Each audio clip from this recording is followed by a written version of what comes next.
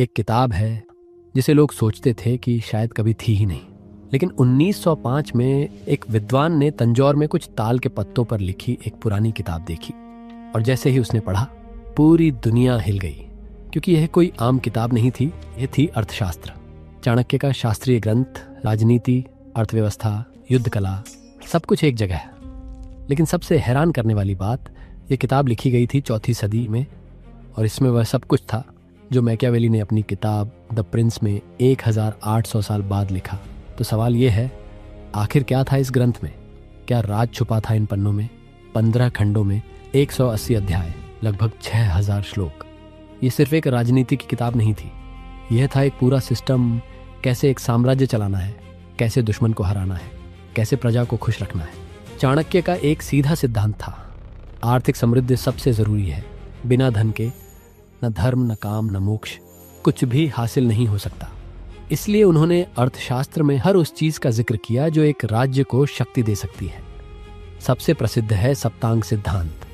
यह कहता है कि राज्य के 7 अंग हैं, जैसे एक शरीर के 7 हिस्से। स्वामी राजा जो पूरे तंत्र का सिर है, अमात्य मंत्री जो राजा का दिमाग है, जनपद प्रजा और क्षेत्र जो शरीर है, दुर्ग सुरक्षित किला, कोष जो शक्ति का स्रोत है, दंड सेना और कानून जो हथियार है, मित्र सहयोगी जो सहारा है।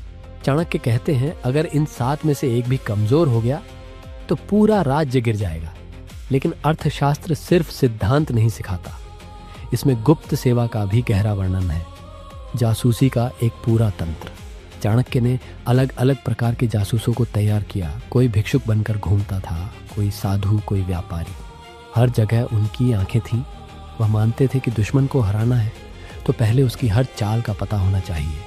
और सबसे रोचक बात, जब 12वीं सदी में यह ग्रंथ खो गया तब लोग कहने लगे कि शायद यह था ही नहीं, सिर्फ एक कहानी थी। लेकिन जब 1905 में आर्य क्षमा शास्त्री ने इसे खोजा तब दुनिया को पता चला भारत में 2000 साल पहले से ही राजनीति शास्त्र इतना विकसित था जिसका कोई मुकाबला नहीं था।